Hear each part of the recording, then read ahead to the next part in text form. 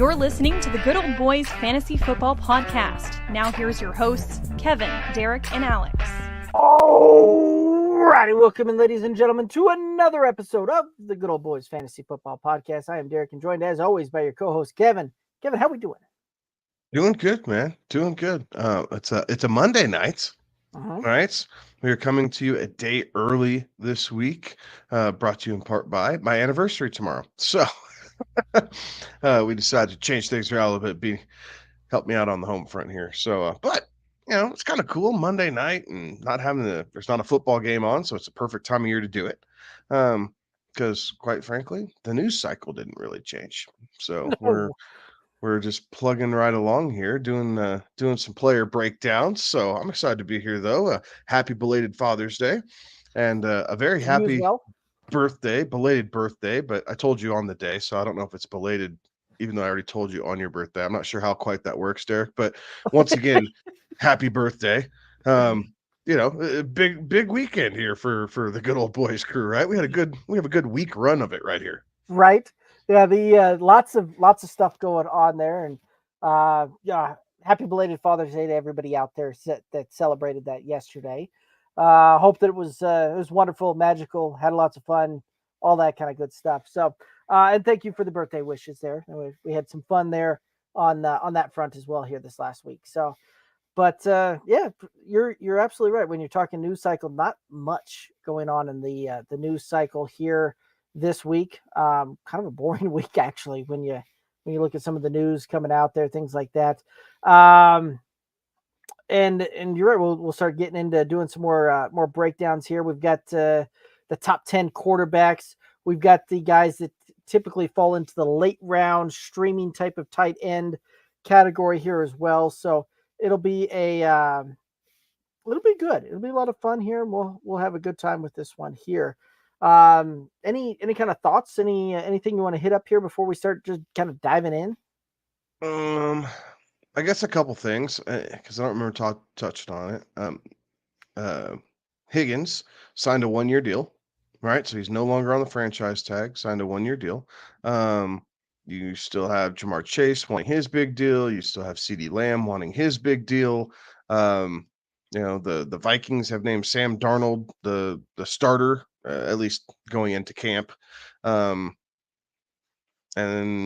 there's reports that the Broncos might flat out cut Javonte Williams. I mean, it's kind of the highs and lows, right? Other than that, there's nothing of immediate fantasy impact that has seemed to really happen here. So honestly, no news is good news. Yes, it's slow for this time of year, but it helps not have to drastically reevaluate some of these player breakdowns and everything else. And it also helps with early season drafting, right? If you're doing best ball tournaments on Underdog or Sleeper or whatever have you, you kind of get a good sample size of what's to come now. And then you do a couple more later, you get a good sample size of, what was going on then and everything else. So I like it. It's very, very much appreciated because I just started another Underdog draft. There you go. We got Terry chiming in saying that given his early picks there, thinking that Freiermuth will be a top 6 to 8 tight end this year in full PPR. Has Russell Wilson ever had a top 6 tight end? That was kind of where I was going to go with that. It doesn't ring a bell to me. Now they got to throw it to somebody, and Russ got to get it out quick, right? But that seemed to be his problem in Denver. So he wanted to hold it a bit too long. So I'm very intrigued in general with what the Steelers offense is going to do. They put some work into the offensive line. Najee's coming into a contract year. They still have Jaylen Warren. They have this two-headed quarterback weird kind of situation where they're going to see what they have of Justin Fields while giving the nod to the veteran Russ. And kind of off you go. Obviously, you still have George Pickens, which I think a lot of people are expecting to take a step forward, but I almost wonder with Russell Wilson at quarterback, is that step capped a little bit just because of kind of how this offense may or may not flow. So I am interested, but I do like Freiermuth. Like, don't get me wrong, the guy's a hell of an athlete. but no one's quite been able to unlock him like Ben Roethlisberger did his rookie year. Right. Yeah. I was sitting there, I was trying to think back on all of the tight ends that we haven't seen good performances of with the in the Russell Wilson career.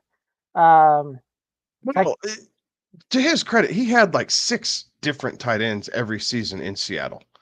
True. Right? Like that's been the Seattle Seahawks mantra. Even when they brought in Jimmy Graham, yes, he was older, but they had all these guys. And even now in Seattle, Disley's since left, but you ran through 3 different guys at any given whack at tight end. So combined, they have a pretty good fantasy position, but when you're trying to start a lineup, it makes it very difficult with what's going on. Because didn't he have Gerald Everett too? He had Gerald Everett there for a year, didn't he? Yeah. Before he left, or 2 years, maybe something like that. So he's had some decent, as far as athleticism goes, position players at the tight end group. So it's possible, right? And I think a lot of it depends on how Tomlin feels about his offensive line. Like, big Darnell Washington, so that helps. So you're not going to keep Freiermuth in line. He's going to be able to be your move tight end pretty much exclusively. But there's also been a lot of talk out of Steelers camp about how they've been impressed with Washington and, coming off of his rookie year and what he's been able to do to try and get involved in the passing game a little bit. So I don't know. I mean, I could see that eating into a couple things, maybe in the red zone, but definitely between the 20s. Frymuth's probably the guy. Yeah, it'll be interesting to see how that one kind of looks and works and how that one all plays out there. But I don't know. I might still be a little scorned off of my Pat Freiermuth, taking him in the home league last year and how that didn't pan out. So yeah, that was just as much a Kenny Pickett problem as it was anything else, D. that is facts. That is fair. He should be better with Russ or Justin Fields. It really doesn't matter. He should put up better numbers.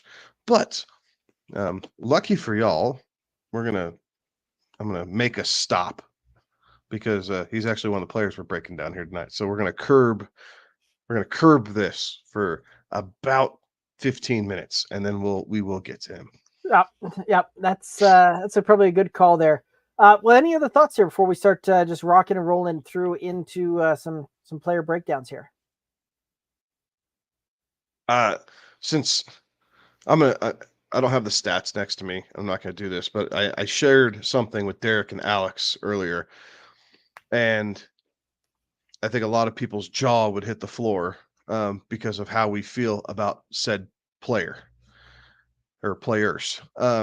So through 50 starts, Dak Prescott has identical numbers to another quarterback, and they're identical to there's one game difference in win-loss record.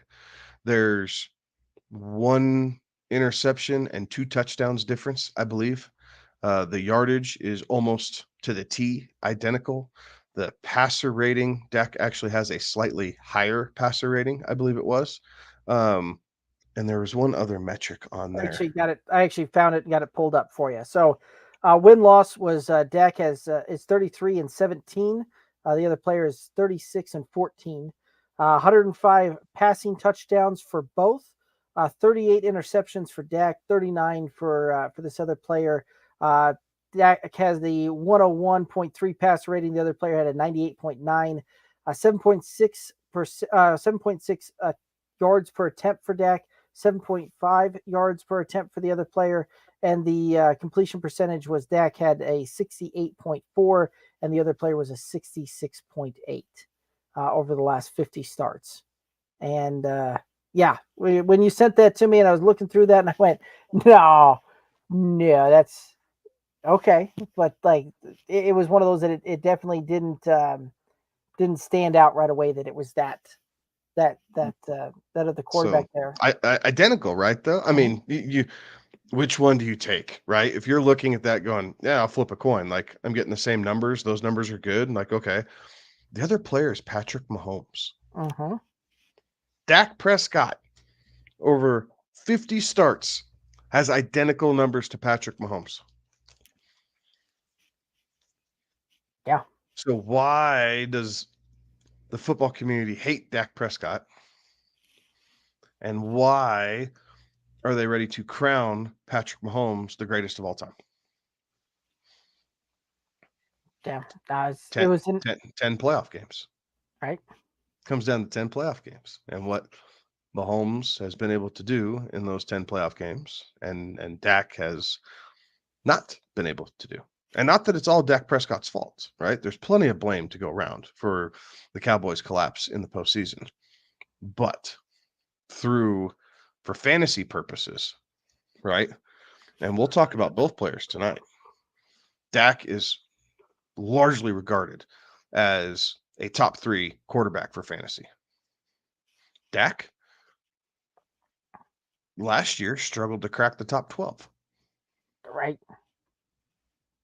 Yeah. So here he's inside the top 12, and he should be. But I mean, what value? What value? We talk about this all the time. Do you get by waiting and drafting the exact same guy a few rounds later in Dak Prescott as you get in Patrick Mahomes? Absolutely. And we'll get much heavier into that when we get to the quarterbacks here. But let's go ahead and start rocking and rolling through some tight ends, and we'll go ahead and start here with the number 20 tight end as ADP kind of currently projects that out, and that is Cade Otton. Last year, Cade Otton, 67 targets, 47 receptions, 455 yards, and 4 touchdowns. Thoughts on Cade Otton? So Cade Otton's rookie year, his numbers were eerily identical, right? 65 targets and 42 catches his rookie season. The biggest difference, 2 more touchdowns. Went from 2 to 4 touchdowns. In half-point PPR, his positional ranking went from 27th to 19th over 2 touchdowns. So that kind of sums up how touchdown dependent a large part of this position group is. Now, I like Cade Otton as a streaming tight end. He's not a guy that I'm going to outright draft, even if I'm kind of sandbagging on tight end a little bit. So I'm not going to wait until, tight end 19 or 20 to make a selection. However, bye weeks, injuries, that type of thing. Cade Otton's a viable asset. Baker did look his way. He seemed to be in good rapport, but it's hard to compete with the likes of Mike Evans and Chris Godwin and with what Rachaad White did last year down there. But overall, I like Otton. He's got a nice tight end frame, right? 6'5", 247, coming into his 3rd year, which is typically the full blossom year of a tight end, if you will. So there's a lot of things to, gravitate towards Cade Otton, if you will. But I do think that at least to begin the season, he's going to be a guy largely left on the waiver wire, and then he's going to be picked up and dropped multiple times through a handful of different league mates, especially in redraft single tight end leagues. But does have the skill set and the ability to make a difference and, put up some solid fantasy points in week 9 against Houston, right? His best week of the season, but 9 targets, 6 grabs, 70 yards and 2 touchdowns. Like, what's not to like about that? Just to have the ability to do that. But again, half his touchdowns came in that 1 week. Other than that, it was few and far between from Mr. Otton. Right. Yeah, and he is kind of the epitome of a touchdown dependent tight end, right? Like that's kind of where he is, where he'll kind of be in the fantasy sphere there.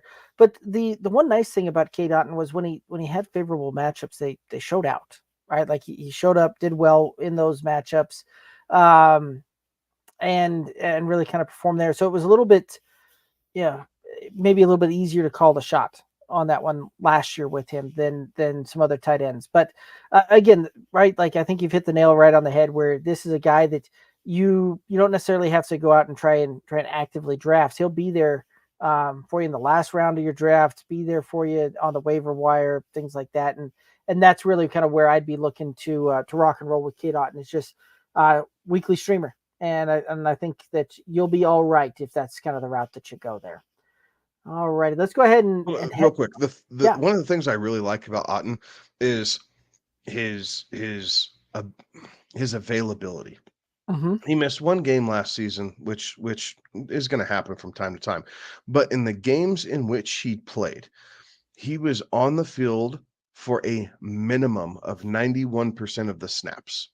And actually, if you're going through and looking at this, I think he averaged probably 96 to 97% of the snaps he was on the field, which it's at least opportunity, right? So if you're going to stream a guy, there is at least opportunity with Cade Otton because he is on the field so much. To go along with that, in every game he played, he got you fantasy points. He never goose egged you, right? And you know his worst game was Jacksonville in week 16. 1 for 1 for 7 yards. That's a tough pill to swallow. His second worst game was all the way back in week 3 against Philadelphia. 2 for 1 for 16 yards. Other than that, the guy came down with 2 or 3 catches a game at minimum. He had multiple 4-catch games, 6-catch games. So he is involved, which helps, right? These are the things to be looking at. Like if you're streaming a tight end, yes, you can go for the touchdown upside. And yes, that is a possibility if you want to live or die.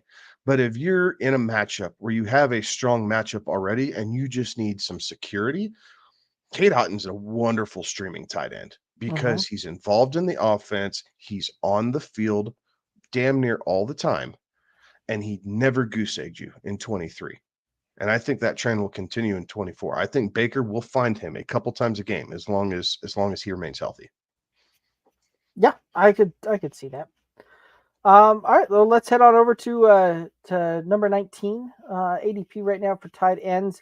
Tyler Conklin, and last year Tyler Conklin had 87 targets, 61 receptions, 621 yards, 0 touchdowns. Thoughts on Tyler Conklin? So Conklin was another guy who saw usage. Now his snap share was not nearly as high as Cade Otton's, right? He was on the field for roughly about 76%, maybe 77% of all the Jets plays throughout the season. Missed one game. Or no, excuse me, played all games, but he did give you a goose egg in week 8 against the Giants of all teams. Very interesting. Conklin was a great streaming tight end last year for that same reason, right? Otton, people liked Otton. They stashed him a little bit because he was a lot of people's darling. Tyler Conklin just got you points. Like you knew the Jets were going to be down in most cases. Like the offense wasn't going to be driving the ball down the field. And so Tyler Conklin was great because you could count on him for 3, 4, 5 catches a game. And he did put that up most of the time. The biggest problem was touchdowns. Right? It makes it really hard to make a difference when there's no touchdowns. But 87 targets and 61 grabs, if he's able to put a couple touchdowns with that, guys, we're talking tight end 12. Like he jumps that far up the ranking with 2 touchdowns. Like you're talking tight end 12 at this point. So he's right there on the cusp. I like him with Aaron Rodgers this year.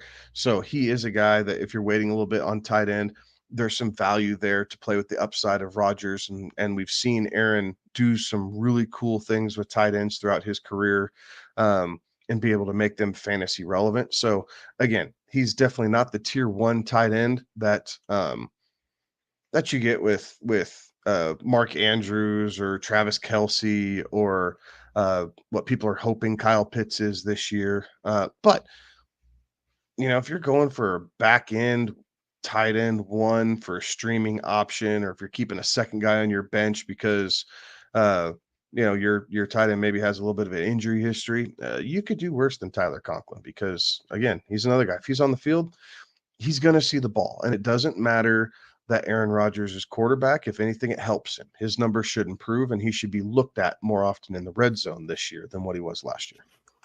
Right. Yeah. This with Tyler Conklin, like, yeah, what was it? Robert Tonyan, old Bobby Tonyan. Like Aaron Rodgers made that a household fantasy name back a few seasons ago, right?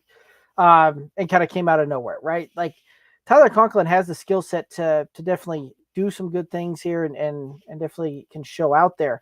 It wouldn't surprise me to see if Tyler Conklin's a guy that's knocking on the door of back end tight end one when we look up at the end of the season. Like, this is a guy that I wouldn't mind going late round tight end on, right? Like, if I'm punting the position and going through that route, like, not a guy that I would mind being that late round tight end dart throw.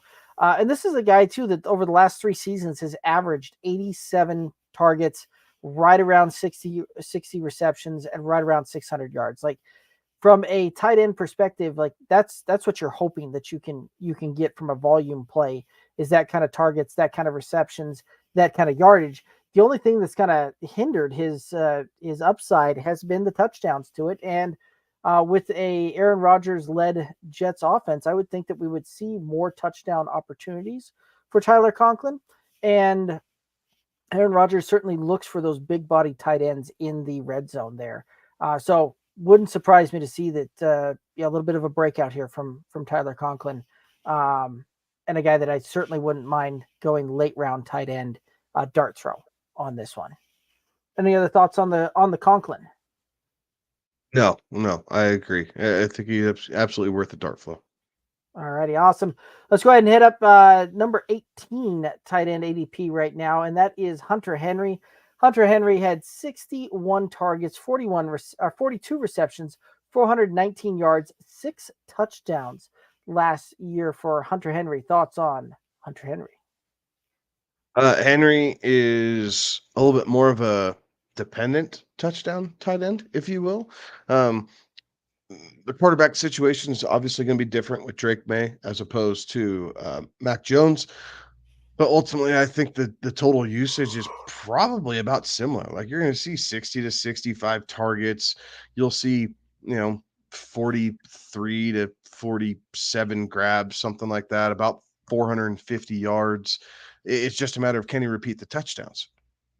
So that's that, obviously, with it being the hardest thing to predict, 6 is gonna be a decent number for him to try and repeat. I think maybe we see a regression of 1, right? And see if he can get in there with 5. And the large part just goes to, we don't really know what this New England offense is going to look like, right? Completely new staff. They have a new quarterback. So you can't just say rinse and repeat. There's a lot of things that have changed in New England. So, I think he's being drafted in about the right spot. You're going for some upside, like, he's going to be a big red zone presence at 6'5", 249. So he knows how to get open in that area. And with that big frame, he is going to be a target for the young quarterback, but they got to be able to get down there to throw him the ball, because he's not going to be running seam routes and break loose from safeties and linebackers. So, I don't hate it. Definitely a nice tight end in a best ball league, right, to capitalize on some of those touchdown weeks. But I think week in and week out, um, you know, with not knowing the touchdowns, I think it's okay, but I do think I would probably rather lead maybe a Tyler Conklin or maybe even a Cade Otton. Yeah, I think I'm kind of right there with you. Hunter Henry, like, came out last year and just was the fantasy tight end that came out of nowhere through 2 games, right? Like, absolutely came out and just kind of punched everybody in the teeth a little bit there when it came through, right? And then the rest of the season happened, right? And it was one of those that's really a lot of disappointing weeks once you got to week 3, really up until you got to the last 2 weeks that he played in weeks 14 and 15, where again, right, touchdowns started coming back through and started having some pretty good fantasy performances there. But overall, I do think that Hunter Henry is a touchdown dependent tight end. He'll give you a couple of pop weeks out there, right? Like, he'll go out and he'll probably have he'll have 1 to 2 touchdown weeks a couple of different times throughout the season there, and definitely worth a shot on a best ball type of format there. But in a season long redraft type of league, not one that I'm necessarily looking to try and hang my hat on. And I don't know that I want to try and play is this going to be the week Hunter Henry and the New England Patriots punch a touchdown in through the tight end game. So he definitely has some streaming potential, but I don't know that I'm going to see Hunter Henry on a ton of my rosters this season. All right, let's go ahead and look at the number 17 tight end coming off the board in a lot of cases, and that is Luke Musgrave. Luke Musgrave last year, 46 receptions, 46 targets, 34 receptions, 352 yards, and 1 touchdown. Thoughts on Luke Musgrave? So Luke had a pretty good start to his rookie campaign, right? Like it wasn't bad, but people were definitely taking notice. He was seeing some targets. Week 3, 8 targets, 6 grabs. Week 5, 7 targets, 6 grabs. Week 7 against Denver, 5 targets, 4 grabs. So he was definitely being looked at by Jordan Love, right? And then he got dinged up, right? Had the injury, had to sit out weeks 12 through 17, came back in week 18 to, be the pro and finish out the season. But was relatively unaffected at 1 for 11. So, I like the fact that he's another young weapon for Jordan Love. I like the fact that uh, he did seem to show some rapport right away before the injury. Now he's had a full offseason to recover. Jordan Love is one of the quarterbacks that we'll be talking about, so stay tuned for more on that. But I do like I like where this is. Like I like Green Bay. I could see them being a fun offense to have a piece or two of this season. And really, when you're looking at this range of tight end, I don't have a problem taking a flyer on Luke Musgrave in what I believe will be an offense that probably scores in the upper third of the league. Yeah. And Luke Musgrave's another guy that I'd be willing to take a shot on a late round tight end, right? Like he did have some flash. He did come out, have some pop there. There are some concerns, right? Because when he went out and missed some time, the Packers also drafted another tight end. They drafted Luke Musgrave in the second, and they drafted Tucker Kraft, I believe, in the third round. And Tucker Kraft, when he came in kind of relief of Luke Musgrave, he also had some pop and some flash games throughout there as well. So that there could be a little bit of concern there, right? Like, is this one of those that you've got two tight ends that are going to kind of ultimately cannibalize each other? There's a possibility of that. However, at this point, Luke Musgrave is a very, very athletic tight end that I'm willing to kind of take that late round tight end shot here in a lot of redraft type formats to go after and see if it pops, see if it looks all right through the first week or even two. And if it's not, I'll drop and I'll move on and play streaming tight end at that point. But that is part of the strategy when you're playing late round tight end and you're going through that is you take a guy that's, the offense we would project to be good. We think that, that there's some rapport and some connection between Luke Musgrave and Jordan Love. And this is a guy that is an athletic profile that could fit in very well. And another guy that, could pop and could see some very big things here in his sophomore campaign. So it's one of those that I'm willing to throw the dart, willing to take that shot on a late round tight end, but I'm also willing to pivot and move off of that quickly if required to as well. So that's kind of where I'm at on Luke Musgrave. Any other thoughts? No, no, we had a lot of Packers talk last week. I'm going to try and dumb it down. You're gonna go in a different direction. Right. Alrighty. This is a guy that got some talk early on in the show tonight, and Pat Freiermuth currently coming off the board as the kind of 16th overall tight end off the board in ADP.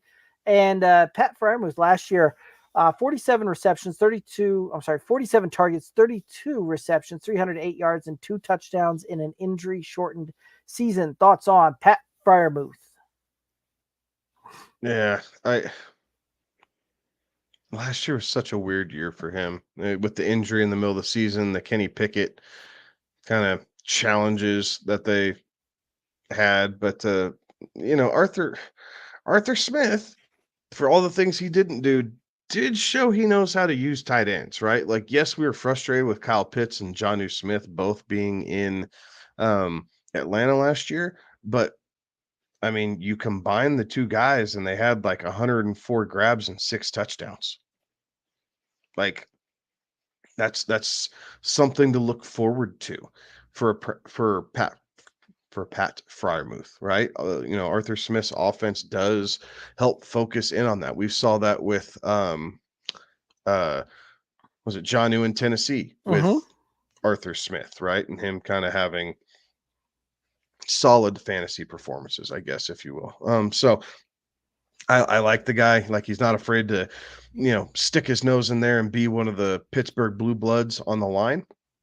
But like I said earlier, he also doesn't have to be the inline tight end because they have Darnell Washington. So he is going to be able to get out in routes a little bit. I think it's going to be beneficial to the Pittsburgh Steelers because outside of George Pickens, you have Roman Wilson, the rookie out of Michigan, but then Denzel Mims, Marquez Callaway, Calvin Austin, Van Jefferson. Like, there's not a whole lot there. So there's going to be targets to go around. And I think Pat's going to see his fair share of them. So, if he's to remain healthy, I could see, receiving totals that maybe are a little bit closer to his rookie year, right? Somewhere around 80, 85 targets. If you can get 65, 68 grabs, something like that, 500 plus yards, and again, touchdowns. So I could see him with 4 or 5, right? I could see him landing there 4 or 5 times, which at that point, if he's putting up those type of numbers, he more than returns his value right here, right? So Pat is a guy that is absolutely worth targeting at tight end 16, figuring you're going to have some built-in upside. If he can get up to tight end, 9, 8, 10, somewhere in that range, you've more than done yourself a service by waiting on tight end and then grabbing him. Right.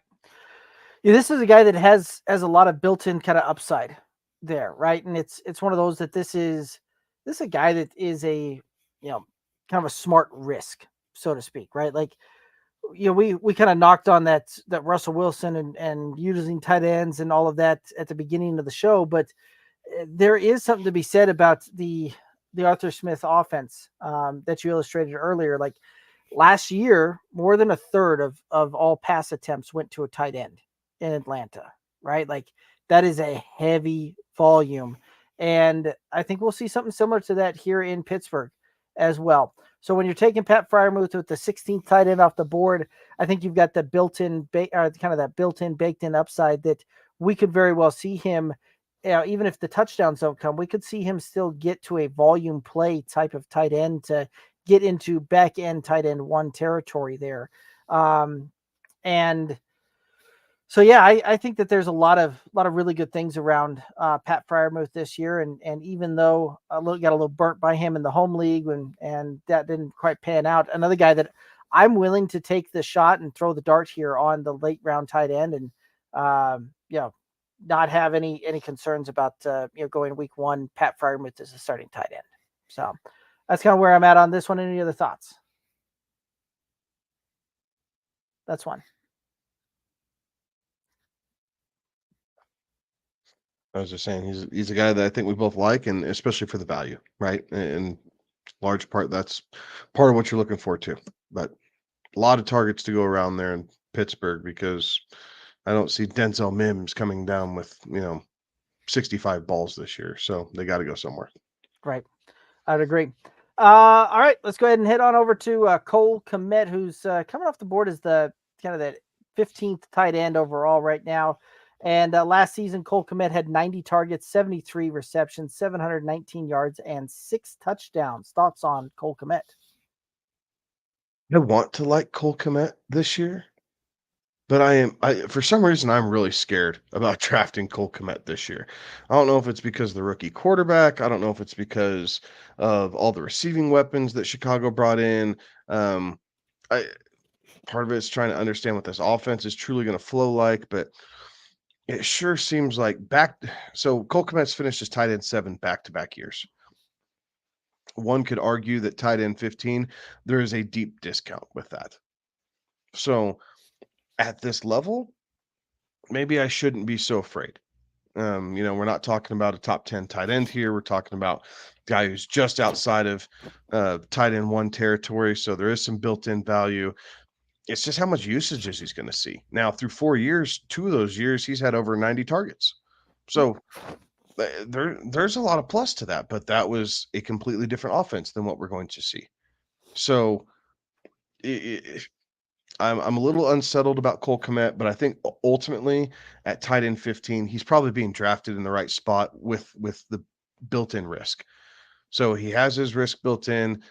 I think it's fairly safe that 15 is going to be about his floor. I unforeseen circumstances, right? But as long as he's healthy, if he's playing in all these games, I don't see him putting up a 0 on the touchdown category, right? So you're gonna have some of those built in, but I don't know that he's gonna see 6 or 7 either. Like you might see, you know, him come back down to earth and he has 4. Well, 3 or 4 touchdowns difference is a big difference when you're looking at tight ends. So that can be the difference between 7 and 15. So I'd say this is about right. Like it really shouldn't worry me the way that it does, but I think that I would probably want to make sure I have a tight end before I had to make this decision. Yeah, I think I probably agree with you, and that's kind of painful to say because the last few seasons certainly I've been much higher on Cole Kmet than where I'm at on this season here. Some of that has to do with the fact of how that offense kind of looked and worked and what we kind of expected out of that, and really kind of called our shot a couple of different times on Cole Kmet having those top 10 tight end finishes this early on in the season, but. I think that this one is going to be a little bit of a harder row to hoe when it's all said and done. Just simply from the standpoint that I don't know that we're going to see him get up inside that top 8. There's a lot more competition for balls in this offense, right? Like you've got DJ Moore, Keenan Allen, Roma Dunze that they've all gone out, actively pursued, traded for, drafted, all of that, new quarterback here. And so this is one of those that I'm looking for Cole Kmet probably more at a tight end 12 as the ceiling. So I think that you're kind of drafting him, you're drafting him about right. Some upside there, but I don't see a kind of a needle moving type of upside for a late round tight end type of pick here. And as a guy that I'd probably be looking to go other directions if I had to go in that route, right? If I'm there and I'm looking at Cole Kmet at 130th overall in my 13th on my the 12th round, in the 11th 12th round, I'm going to punt that ball a little bit and take a couple of guys that are after him. So that's just kind of where I'm at with Cole Kmet. Any other thoughts on this one? No, I think we about covered it. All righty. All right, let's go ahead and take a look at number 14. Dalton Schultz is the 14th tight end off the board in ADP currently. And Dalton Schultz certainly having a very good season last year. 88 targets, 59 receptions, 635 yards, and 5 touchdowns. Thoughts on Dalton Schultz? So his last year in Dallas and his first year in Houston were almost identical, right? 88 and 89, 59, 57, and 635, 577, both with 5 touchdowns. I think this is pretty much who Dalton Schultz is, and there's nothing wrong with that. The last couple seasons, he has missed 2 games. So if he's able to stay healthy, yeah, you can add on to that a little bit. But I think somewhere in this,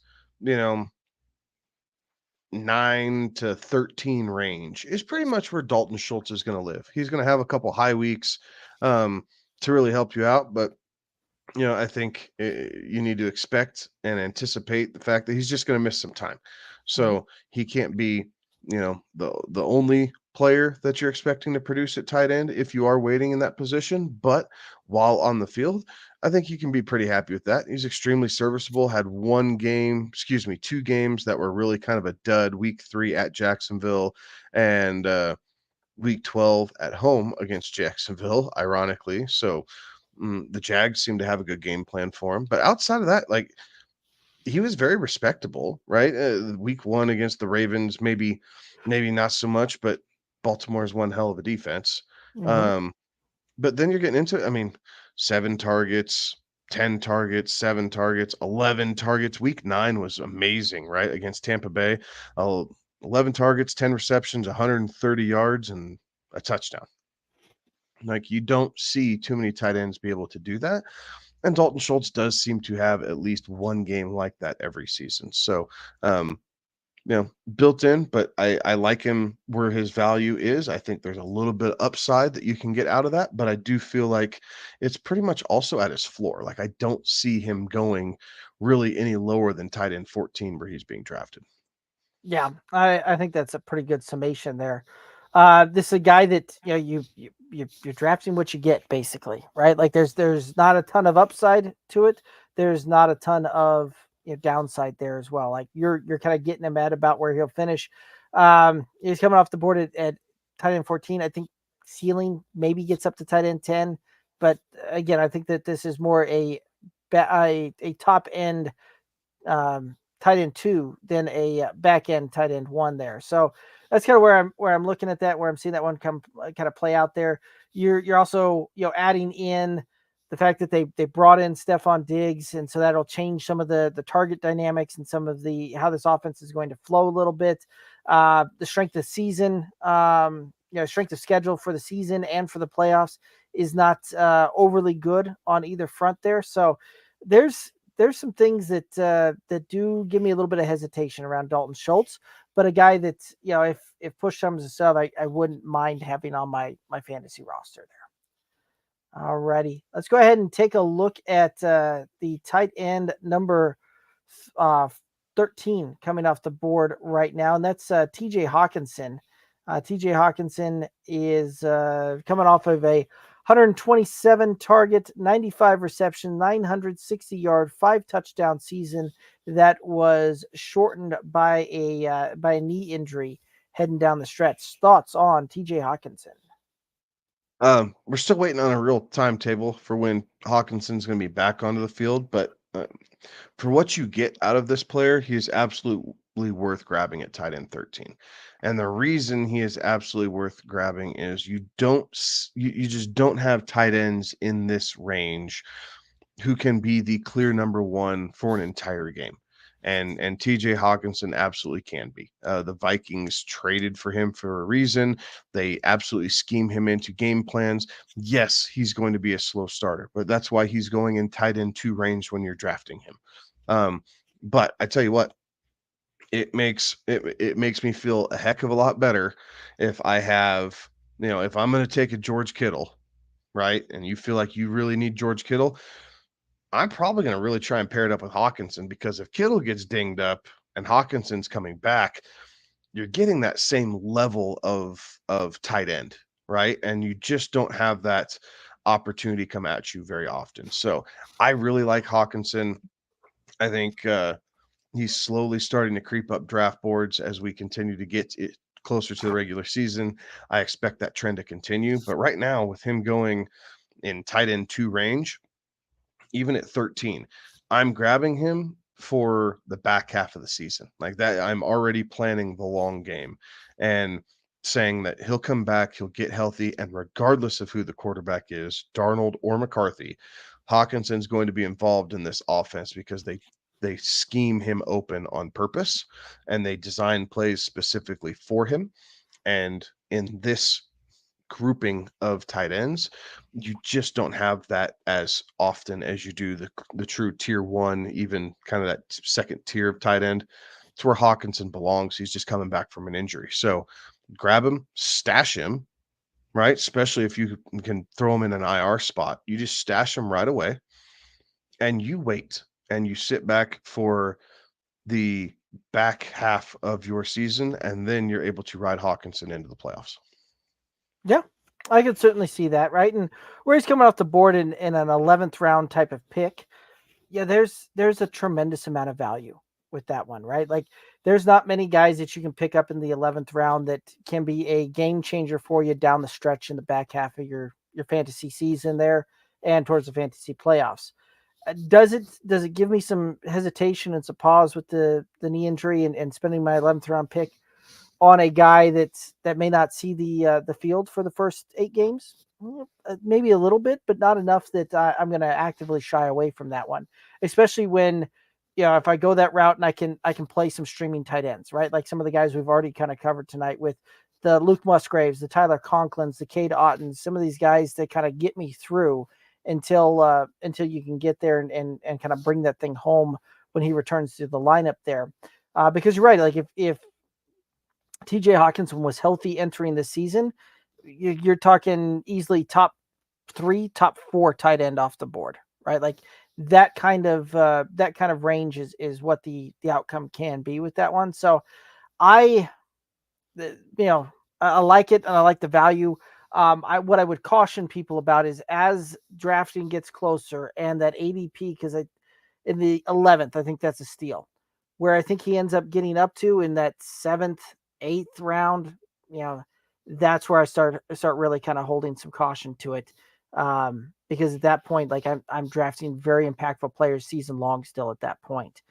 So there is some hesitation that as we get closer and he really starts to kind of creep up draft boards, like I think he will, that there may be a little bit of pause for me as that starts going. Any other thoughts on the Hawk? I like the Hawk. All righty. Let's go ahead and look at the 12th tight end coming off the board, and that is Dallas Goedert. Dallas Goedert last season, 83 targets, 59 receptions, 592 yards, and 3 touchdowns. Thoughts on Dallas Goedert? I don't know. I struggle with Goddard. Like he catches more balls than a lot of the guys. I guess he doesn't. He's still right in this lane. Like I don't know. Like I feel like he fits this grouping. I shy away from Dallas Goddard just because I don't feel like with where I have to draft him, he falls into the end zone enough. I'm just as well off going Pat Fryermuth, Luke Musgrave, Tyler Conklin, Cade Otten, right? There is basically one touchdown difference between these guys, right? Otten had 4 touchdowns, but he had 150 less yards basically. And so there's your difference there. Musgrave missed a bunch of time, but realistically, his statistical output per game was just as good as Dallas Goedert's. Pat Fryermuth, we talked about him. I like him a little bit more than Dallas Goedert, honestly. So I'd tell you this guy, he's being overdrafted here at tight end 12. At least as far as yes, he's going to see some targets each game, but Philly's weird, man. Like you see these games where players bust out and they have like 2 weeks of like all pro play and then they just go dead quiet. Like and last year the way they struggled down the stretch to be able to move the ball and put the ball into the end zone and get the ball in the hands of their playmakers, whether it was Smith or Brown or Goddard. Um, I'm not saying that he can't have a true tight end 1 performance, but it's just as likely that he's tight end 15, 16, 17 as it is that he's 10, 11, or 12. Yeah. Well, and if you break that down into an actually weekly performance there, he's just as likely to give you when he goes out and performs, it's tight end 2, tight end 4 on the week, like some really big boom type of weeks and can definitely do some really good things for your fantasy position there. But he also can go out there and lay up a whole lot of tight end 20, tight end 27, tight end 29. Like there was only 3 games that were like really usable. You call it 4 games because he had 1 game where at tight end 12, right? Like kind of right there at the tail end of what you would consider usable tight end type of performance there. And if I'm drafting a guy with the top 12 positional pick, I'm wanting more than 3, maybe 4 weeks, right? Because I can get guys that are 6, 7 positional draft picks later and get very similar performances to that as well, right? Like I think Tyler Conklin very well may outperform Dallas Goedert this year in fantasy. Like hot take or not, right? Like that's kind of where I see that. Like if we look up the end of the season, we see Tyler Conklin at tight end 13 and Dallas Goedert at tight end 15. Not going to surprise me in the slightest. But I got the discount of many rounds at that point. Like I got the spending a 10th round pick versus spending a last round pick on my tight end. So that's kind of where I'm at. I just have a hard time pulling the trigger on Dallas Goedert where he's going. Any other thoughts on Dallas Goedert? That's 2. Dang it. No, I was just tricky pick, right? I would definitely feel comfortable waiting a little bit, right? I think I'd rather have Dalton. I think I'd rather have Pat. I'd probably rather go Hawkinson and then stream tight end after Hawkinson to go that route for once he got back. He's not a guy I feel comfortable with. Fair enough. All righty, let's go ahead and take a look at the 11th tight end off the board. Brock Bowers, the rookie, taken number 13th overall by the Las Vegas Raiders. Thoughts on Brock Bowers? I hate the fact he went to Vegas. Like, as a Georgia fan, it really just burns me. And being a Bronco fan too. But that burns me for other reasons. Bowers has the skill set, right? Like, he's not at 230 pounds, he's built closer to a big wide receiver than he is a tight end. And Vegas is going to be weird, right? They got Devontae Adams, they have Jacoby Myers, they have Gardner Minshew throwing them the football. So what's that going to look like? Zeus White, their defense is still not great, so they are going to be trailing in a fair amount of football games, which should mean good things for Brock Bowers. And the fact that Michael Mayer is such a good blocking tight end does mean that Bowers is probably going to be able to play that slot role a little bit more, move him around a little bit, much like they did at Georgia, and see how that goes. It's definitely a gamble, but I think the gamble can pay off, right? You see what you get this rookie year. You're not paying the super premium like you did with Kyle Pitts when he came out. But does he return tight end 1 numbers? I think you could be pretty close. I mean, it wouldn't surprise me if 55 yards, 4 touchdowns, and 487 yards. Something in that neighborhood, which I think just gets you inside tight end 1. So, the floor is much lower than that, obviously, especially being a rookie, trying to figure it out, how he gels with the team, what this offense is going to look like, all the things. But part about the rookies, right? It's the unknown, it's the splash, it's the being able to call your shot and say, this is my guy. And Bowers definitely has the receiving skill set to be a complete difference maker at that position and on the field in just NFL games. The problem is that you got to feed Devontae Adams. Like, first and foremost, you got to feed Devontae Adams. So, he's not going to be number 1 on the pecking chart ever. But he's all about football. Like, this kid he's just all about football. He eats, sleeps, and breathes football. He's going to do everything he can to put him in the right position to help his team win games. And that does get rewarded with opportunity. So I do think that you're going to see a ton of balls tossed Bowers' way, and we're going to see exactly how much he's made of here this rookie season. So I don't know that 11's that far of a reach, Derek. I think if you're comfortable with it, you're absolutely going to jump on it. And if you're not, it's a pretty safe pivot, right? To go Goddard, Hawkinson, or Schultz if you're really worried about Bowers. I'd rather have Brock Bowers over Dallas Goedert. I'll tell you that for sure. I would agree. I would as well. Like, I would rather take the risk on the unknown than, just kind of the status quo vanilla pudding of Dallas Goedert. Fair enough. Which is interesting to say, right? Because typically I'm out on rookie tight ends, and yeah, I'll go just about any other direction on that one. But if I'm staring down the board and I had to pick between those one of those 2 guys, I would go Bowers on this one. But yeah, like this is one that I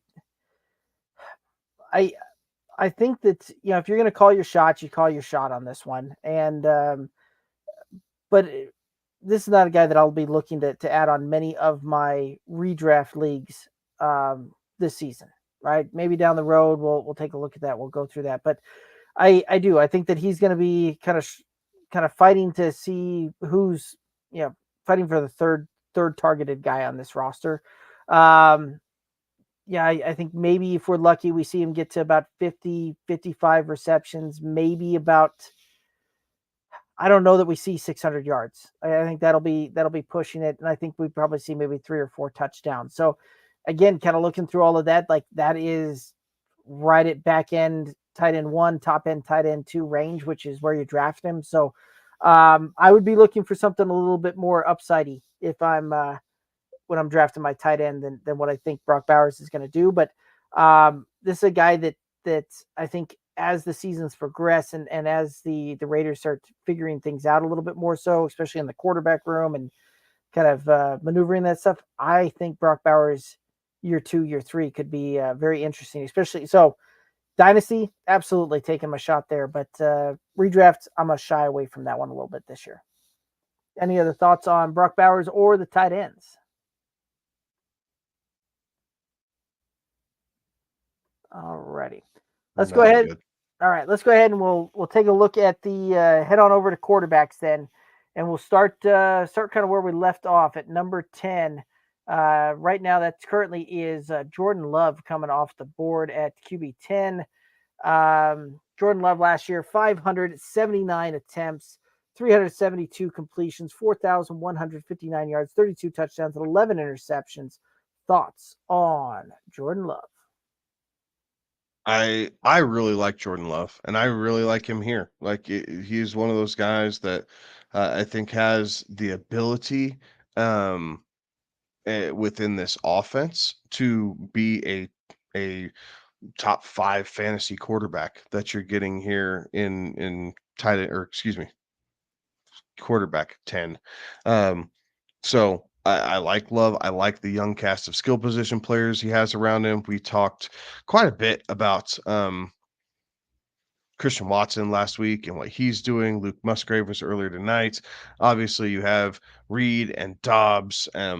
So tons of guys, and don't forget Josh Jacobs, right? Which I think he's going to be able to use to his advantage as well. So I really like Jordan Love. I think that this is probably his floor, and it would not surprise me, like I said, to be inside the top 5.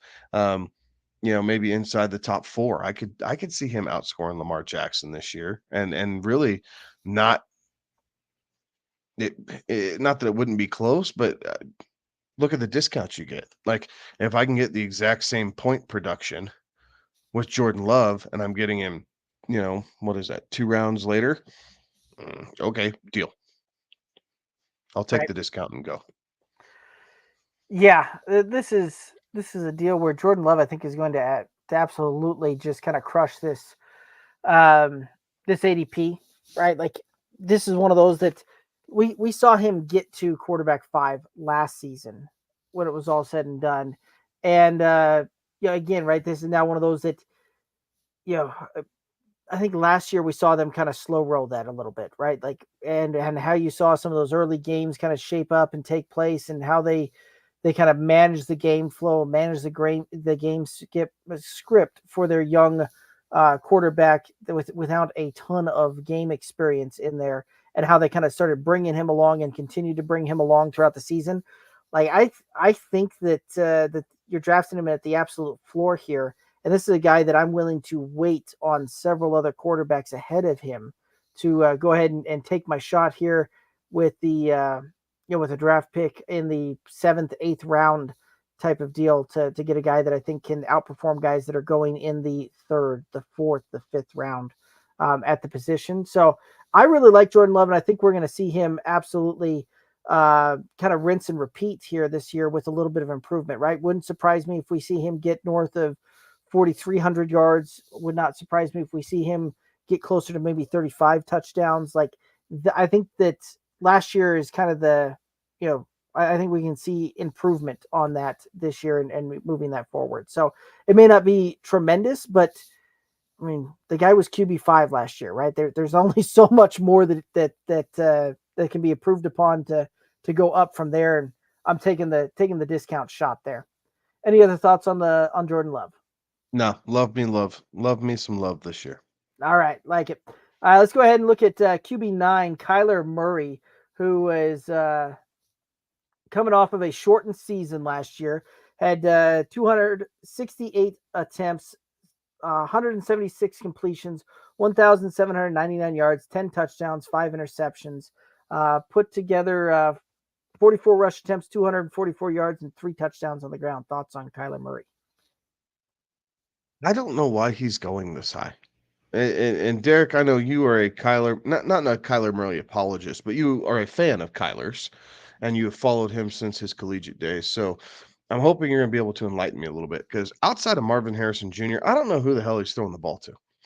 Like, I don't think he's going to end up at 9. He doesn't run very much anymore, which there's not a problem with that. But if you're not running the football, you got to be able to throw, 27 to 32 touchdowns to be able to kind of continue to at least push for this top 5 spot.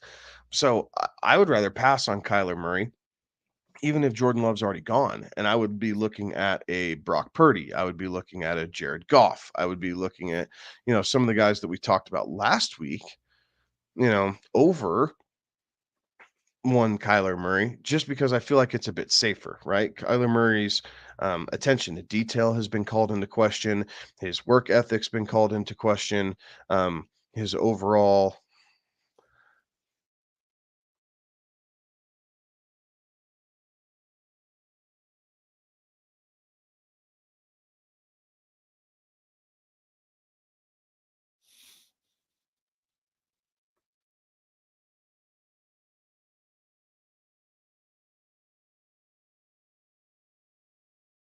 Okay, I think we might be experiencing some technical difficulties there.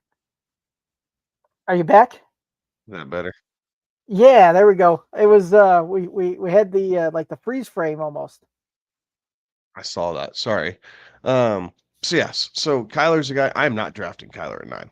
Like I'm not going to do it. I will pass on that. I will let someone else do it. I will be looking for other options. Because to me, there's not enough juice in this squeeze to return this value or greater. So I would rather wait and go Jordan Love, Jared Goff, Tua, um, Brock Purdy, and feel like I'm getting some built-in value where there's more juice in that squeeze that can push me towards a top 5 performance. Because I don't think there's any chance in hell Kyler gets in the top 5. Maybe not top 5, but I can certainly see him in top 10. Right, like I think you're drafting him at his floor here, and I can see where the hesitation comes from. Right, like this is one of those that we've had. Kyler's had a hard time playing a full season. Right, like this is we're 3 seasons removed from the last time we've seen Kyler play a full season there. Um, and when we look at it, right, like last season, yeah, coming back into form there a little bit. But I think there were some things that we saw that certainly can, I think we saw enough that we can see him be able to get inside the top 10 when it comes to a QB finish here this season, right? Because even though he may not necessarily rush the ball as much as before the knee injury, I mean, even last year when we saw him come back, he's still around that 5 to 6 average attempts per game, right? And so one of those that even when we get down and inside the 5 yard line, like it's still not surprised to see Kyler just kind of roll off and take one in there. So I think he does provide a little bit of that rushing upside from the quarterback position. I think that we'll see a little bit of improvement from a passing perspective, to the point where we're probably up around the 20, 25, 26 touchdown mark. I think we're probably still somewhere around the 10 interceptions. And I think we probably return closer to about 35 to 3,700 yards, right? Like that's kind of where I think that we're going to see this thing. And if we see that kind of play out there, call it 3,700 yards, 25 touchdowns, 5 interceptions, and puts the ball on the ground for 400 yards and 4 touchdowns, I think that we see him get inside the top 10. So I think that you're drafting him out of his floor, but I think you're also kind of drafting him at about his ceiling there, right? Like I think the range of outcome for Kyler is probably QB 8 to QB 11. Any other thoughts on Kyler? No, sir. Okay.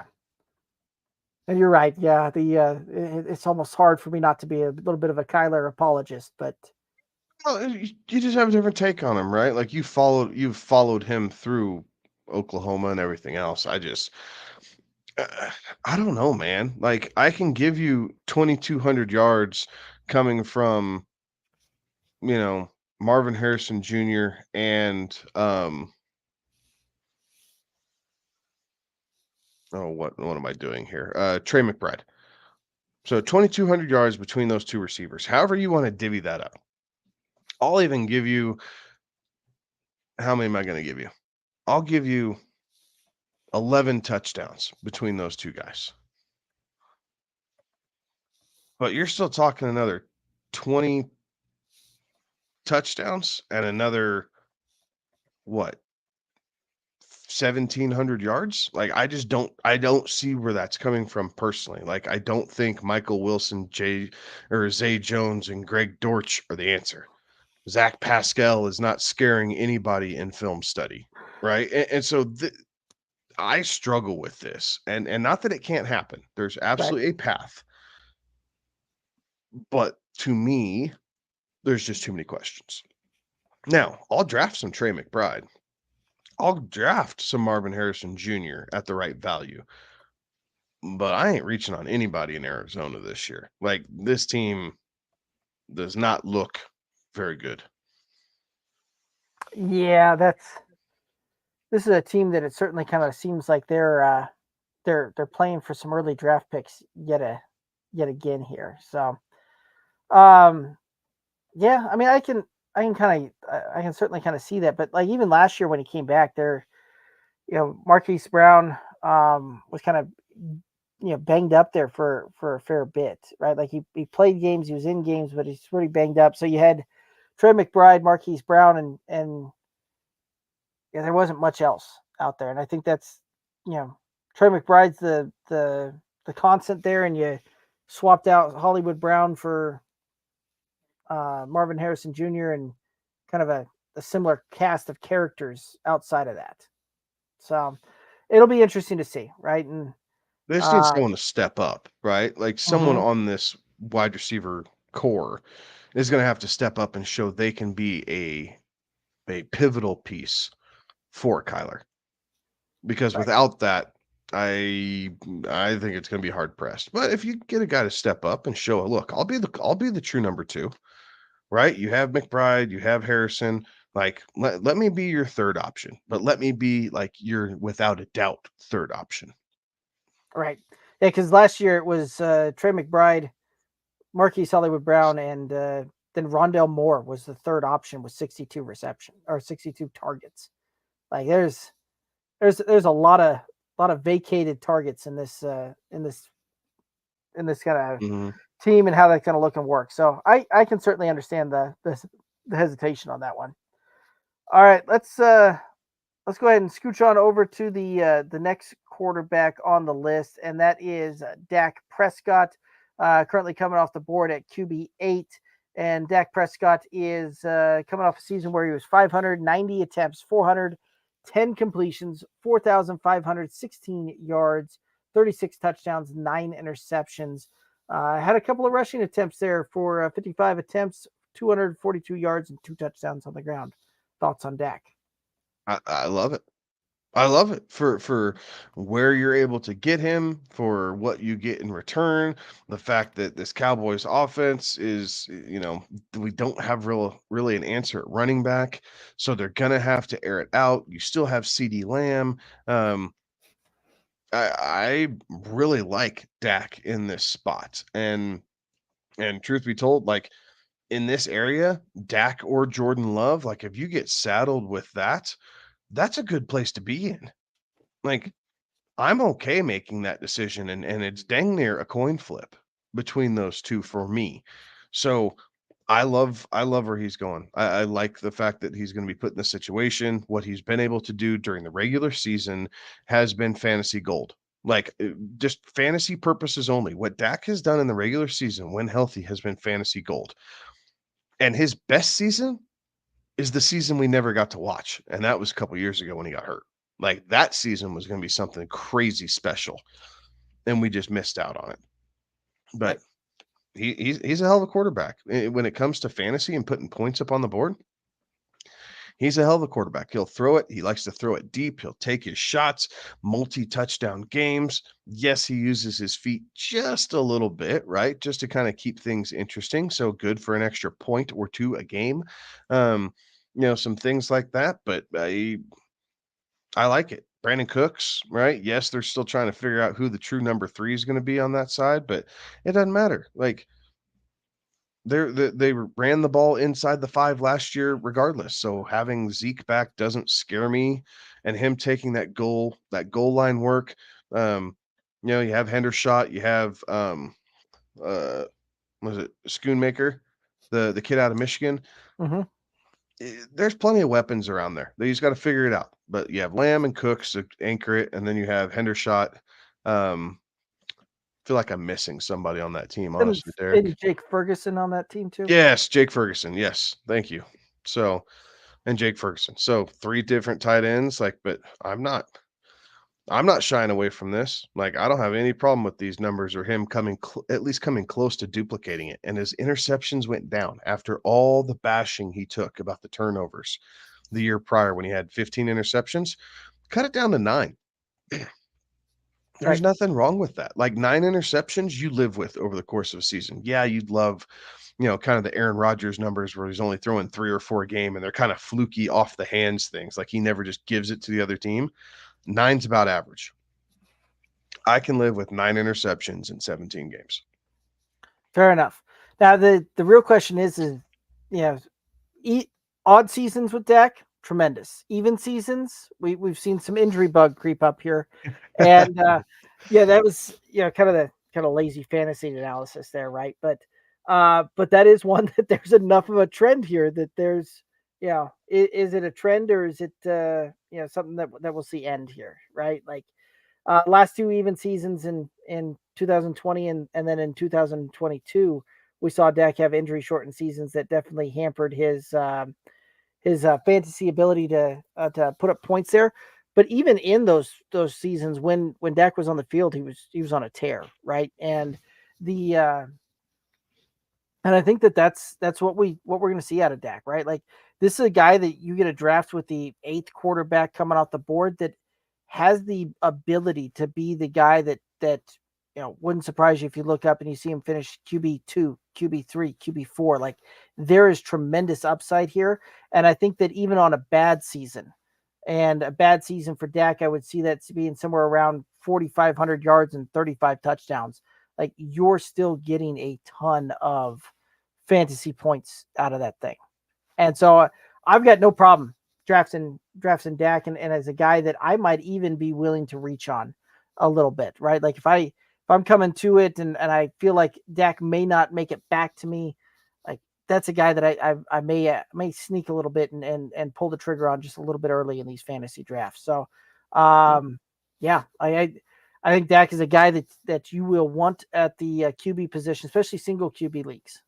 So, not that it always lines up by this, but just by happenstance, his 2 injury shortened seasons, he played 5 games, and then the other he played 12 games, right? So it made a full 17 game regular season. You combine those stats and it's exactly on par with where he was in 23 and 21, right? It was 4,700 yards, 32 touchdowns. The interceptions, yes, were elevated, 19 interceptions, but 4 rushing touchdowns on 380 yards, basically. He's been consistent, right? From 19 through 23 on a per game basis, Dak Prescott has been consistent and consistent at a high level, right? So you get both. Not only is it consistency, what you're getting, it's consistency at a high level. So that's part of it. I guess I'll take the injury risk and I'll figure that part out, as it goes down the road and see what I need to do. But it's no different than anybody who's taking a quarterback here in the top 10. If you take a quarterback in the top 10 and he goes down, you're going to be scrambling in most cases to make up those points. That's why these guys are top 10 quarterbacks. Right. Yeah, absolutely. All righty. Well, let's go ahead and take a look here at our next QB. And that is Joe Burrow. And Joe Burrow had Injury shortened season last year, 365 attempts, 244 completions, 2,309 yards, 15 touchdowns, 6 interceptions, 31 rush attempts for 88 yards, 0 touchdowns on the ground. Thoughts on Joe Burrow? When healthy, he's the exact same player Dak Prescott is.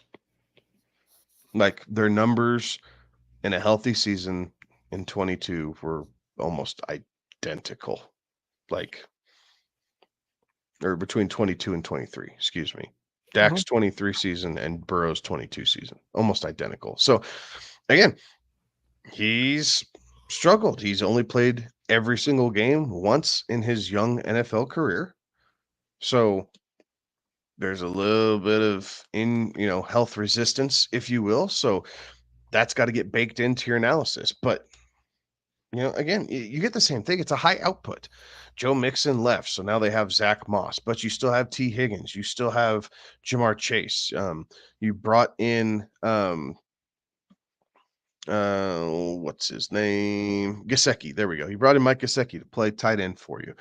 You drafted a couple young tight ends to see how they're going to go out between Tanner Hudson and Eric All, right? So you bring in guys in, you're trying to put weapons around him. You're still drafting along the offensive line to help keep him upright. And you need to, because you play outdoors and your division's probably the toughest division in football. That might be what steers me away from Joe Burrow. Like, if Joe Burrow and Dak Prescott statistically are the same, and Patrick Mahomes, right? Because we talked about that at the beginning of the show. So if Burrow, Mahomes, and Dak are identical, do I want to spend the high draft capital on Mahomes, or do I want to wait and get Burrow or Dak, right? So statistically identical. Let's remove Mahomes. We don't want to not that we're overpaying, but we want the value, right? So we're going to play the value between Burrow and Dak. Which division is going to be easier? They got to play 6 games against these guys. And would you rather go up against the Giants, Commanders, and Eagles twice, or the Ravens, Steelers, and Browns twice? Like, would you rather play your games at home in a dome, or would you rather play all of your divisional games outside late season, knowing that the weather can screw up anything when it comes to the fantasy playoffs? Right. Like, these things are things that need to run through your mind when you're drafting. And yes, Joe Cool, he's the sexy pick, right? Dak is not necessarily a sexy pick. A lot of people don't get it.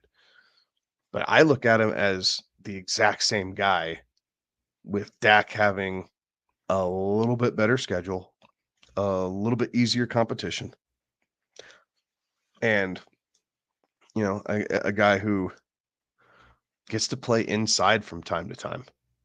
Right? Plays his home games in a dome in Dallas where it stays warm. He's not playing in 32-degree swirling winds coming off of Lake Erie when he goes up to Cleveland, or playing off the river in Pittsburgh and trying to deal with that, or God knows what storms blowing through Baltimore, because they always have crappy weather after November, it seems like. Always.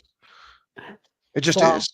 It just is. It's the region of the country. It's not a knock. It's not a knock on Baltimore. It's just, look, that's the area of the country you guys live in. Right. For me, I'm passing on Burrow because I want Dak. Like, I would draft Dak over Burrow in this instance. I think I'm right there with you. Right. Like, I think I would rather go the Dak Prescott experience for my fantasy roster than Joe Burrow. But that being said, if I had to settle for Joe Burrow, right, like I'd still feel pretty good about that for my fantasy roster. It's not a bad settle. Right, exactly. Yeah. Oh, shucks. I settled for Joe Burrow, who has the ability to be being drafted at 7. We've seen him go as high as 4 in half-point PPR finishes. Right. Like, that's not a bad settle. I'm just, all things created equal. Right. Like, you get one of two things. You get a top 7 finish, or you get a 25th finish. Like, it's just a matter of whether he's healthy or not. Right. And with Burrow, right, like, there's again, right, like they're going to have very, very similar statistical output if they play all games, right? Him and Dak Prescott being at right around 4,500 yards at the end of the season, right around 35 touchdowns, right around 10 to 12 picks, right? Like all of those things are going to be very, very similar. Neither one of them are going to really outduel the other one with their legs, right? Like you're talking maybe 2, maybe 3 rushing touchdowns from either one of them on a really good rushing touchdown season for either one of them, right? Like that's kind of how that's going to look and work there. And I'm with you. I'd rather take the half a round discount um, with Dak than Joe Burrow. But if Joe Burrow's the option that I get kind of that plays out that way for me, I'm not going to be disappointed by that one either, because Joe Burrow's a guy that'll go out and even last season on this kind of very frustrating injury shortened year, he did put together some really good flashes from what was it? I believe it was week 5 through week 10. He was the fourth quarterback in fantasy points per game during that stretch. Like he can go on a tear, he can go on a run, and he can absolutely go out there and be a difference maker at the position and win you games there. So I like Joe Burrow. I think that there's still value with the draft pick there. I'm just, between him and some of the other quarterbacks going around him, I'll go with the little bit later draft capital there. So may not see too many Joe Burrow rosters for me this season, but I still like the player there. All righty, let's go ahead and head on over to QB number 6 off the board, Anthony Richardson. And Anthony Richardson coming off of a very, very shortened injury season last year. Played all of 4 games with 84 attempts, 50 completions, 577 yards, 3 touchdowns, 1 interception. Did have 136 yards on the ground with 4 rushing touchdowns. Thoughts on Anthony Richardson? If healthy, he is the cheat code. But that if is so much greater than 2 letters. Like I Capital I, just capital F. right. Like I just don't know how else to explain. He's the ultimate cheat code. I understand the allure. I understand the go big here. Like I completely get this. And I do think we covered Love both weeks because we didn't cover Rogers. FYI. How about that for live air? Just There you go. epiphany on me. We had Rogers though the week before, the week that you missed. Oh, did we? Yeah. I missed him? Yeah. Oh, even better. Like Anthony Richardson. Well, but seriously, look at the value. And that's what I'm thinking here. Like, if you're going Anthony Richardson, you have to make damn certain you have a second quarterback on your roster who is more than just a rotational fill-in. Right? Like, you want, I don't know that Matt Stafford even cuts it. And Right. Stafford's, was ranked higher than Rodgers. I would go Aaron Rodgers. Like, that's who I would be targeting. And yes, he's coming off the Achilles injury, but for most home leagues, like you can figure this out as you come towards draft time. Like Baker would be a good one. Like Mm-hmm. if you're grabbing Richardson, back it up with Baker. Like there's nothing wrong with that. Lawrence is a safe floor after Anthony Richardson. You have to make sure you grab another guy. Like you can't just wait and see what kind of, you know, cannon fodder you have on the waiver wire. If you're grabbing Anthony Richardson, you have to grab another guy and you're just going to roster 2 quarterbacks, in my opinion. But this is lightning in a bottle, right? This is dynamic. This is absolutely week winning ability that Anthony Richardson has. So I completely get it. Without a doubt, I completely get it. That being said, I'm not going there. Like for where I'm drafting him, I would rather take a second running back. I'd rather take a third wide receiver, something like that, and a guy that is going to play week in and week out and figure out my quarterback position elsewhere. Again, personally, I'm pretty risk averse when it comes to my starting quarterback. That's my style. If you like the go big or go home mentality, you can grab you some Anthony Richardson because if he hits, not saying you will win your league, but I am saying you are going to push everybody to try and knock you off. if he does hit. So I like the ability, but I want to see him stay healthy. Like I want to see him absorb some of these hits or learn how to get down and avoid these hits altogether. Because a 4-game sample size is really hard to make a fair assessment off of. But what we did see when he was on the field was absolutely dynamic. And that's why he's being drafted at QB6. Right. Now, I absolutely understand I absolutely understand the desire to go out there and draft Anthony Richardson with a 5th round pick, QB6 overall, because he's a guy that could finish QB number 1 overall, right? Like there's not many guys that you're drafting this late that can be there's not many guys you can draft in the 5th round that will have the opportunity to finish as the number 1 overall position, positional player at that position, right? Like it doesn't really happen that much, and more so doesn't really happen to the point where it's a position that can outscore a lot of other positions there, right? Like because in the little bit of time that we saw in his 2 starts that he actually completed both games, he averaged more fantasy points per game than Josh Allen did, right? Granted, it's a sample size of 2 versus Josh Allen had the entire season going there, right? Like there's a lot to that. But there's also a lot to this from a standpoint of, yes, he's a cheat code. Yes, he has phenomenal athleticism. Yes, all of these things point to yes. There's also a whole lot of this that leads me with a whole lot of big question marks here.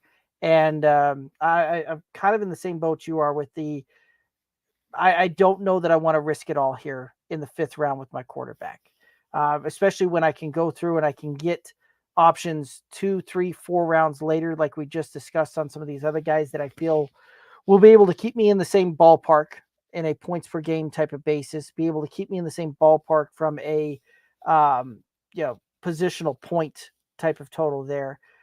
But at the end of the day, they don't, they actually have a tendency to finish games there, right? Like Anthony Richardson came out earlier this offseason saying that the NFL is far easier than college was to play in, right? Like if you don't think that that's going to have a whole lot of defensive coordinators and defensive players circling that game to kind of show what's what on that one, that'll lead me to some pause there. And also from the standpoint that he started 4 games last year. He only finished 2 of them, right? Both of them, one of them he got knocked out early. Came back, played a game, got knocked out of another one, and that one was season long, right? He's also dealing with some shoulder soreness early on in this offseason as well. So there's some things that I want to see how this thing progresses, plays out, but I'm looking other places. Any other thoughts here on Anthony Richardson? No, the injury thing, it makes you feel like he's a little frail, right? At least or slight. He's a big freaking dude. Right. Like 6'4", 244. He's 1 inch shorter and 15 pounds heavier than Josh Allen. 15? Right. No, excuse me. 7. So he's 1 inch shorter, but he's 7 pounds heavier. It's not that this guy's small framed. Right? Like he might carry his weight a little different than Allen does, but Anthony Richardson's more than big enough to absorb an NFL hit. Right. But there's still some coaching that gets involved with that. And you want to see the kid be healthy. It'll be good for the NFL if this kid can stay healthy. Right. We just got to figure out a way to make that happen, especially if you're Indianapolis. Like we got to figure out a way to keep him on the field because if he's there, it makes everybody better. It makes Jonathan Taylor's stock go through the roof if Anthony Richardson is healthy. It helps Michael Pittman completely if Anthony Richardson's healthy. So I hope he does because I think it'll be fun to watch. I think it'll be good for football. I'm just I just am scared to do it for my fantasy team. So I would be looking to go for a more tried and true solution, whether it be Burrow, Dak, or Love. Fair enough. All right, let's take a look at the QB5 off the board right now. That is CJ Stroud. CJ Stroud last year in the rookie campaign, 499 attempts, 319 completions, 4,108 yards, 23 touchdowns, 5 interceptions, and put 3 touchdowns in on the ground on 167 yards on the ground. Thoughts on CJ Stroud? I love some CJ Stroud, but he's being overdrafted. And I really like CJ Stroud. I want to like him a lot. I like his weapons. I like his coach. I like the players around him, just in general, how that team makeup has been. I like how they rallied around him last year. I like that he's careful with the football and only had 5 interceptions. The fact that they brought in Diggs to go with Collins and Dell when he gets healthy, Dalton Schultz, who we covered earlier, the fact that they're building around this defense to try and, you know, figure out right how to contain teams like a Baltimore who just ran it down their throats in the wild card game. That game wasn't close, guys. The score might have looked like it was a little close. That game was not close. Baltimore just said, we're going to run it and you're going to try and stop us, and you can't. 5 yards a clip all game. So I'm torn here. I'm not drafting Stroud at 5. I'm just not. Like, I want to like Stroud. I do like Stroud. There's so many things about this where the expectation is he takes a very sizable sophomore leap based off of what we saw last year with more weapons around him, more time to study film, more NFL exposure. But I don't know that I'm ready to say QB5 yet. No. So I'm going to pass by there at Stroud. So I'm just not going to participate in the 50s, right? Between Stroud and Richardson, 53 and 56 overall. I'm just not going to participate in quarterback right there. I am going to be looking at wide receiver or running back, and that's fine. I will come back around later, see what there is to see, take a peek at Burrow. If I'm on an end, maybe I let Burrow go and grab Dak. If I miss Dak right there on the turn because they go back to back, I know Jordan Love's still going to sit there for me. Like, that's my strategy already. Like, I already have a game plan for how I'm not going to draft Stroud and be okay. But that's what I'm thinking here at the moment. As much as I like the kid and as much as I want him to succeed, because he was my rookie quarterback of choice last year, I made no bones about it on this show, none, that he was the guy. It wasn't Bryce Young. And yes, we had high hopes for Richardson. Richardson's got to show me he can stay healthy. Bryce Young's got to show he understands football. But CJ Stroud at this point is overdrafted, so I'm going to have to pass on his services this year. Yeah. Yeah, I'm kind of right there with you, right? Like, this is one of those that when I kind of go through and I do some of the projecting and I go through some of that, like, I don't know that I see CJ Stroud going more than 42 or 4,300 yards through the air this season, right? Like, much as I want to think that we'll see another like good jump forward, like 42, 4,300 yards passing during a season is a lot of yards, right? Like, and I don't know that we're going to see a ton more come through on that one. He had 23 touchdowns. I think maybe we creep up to 25, 26, maybe.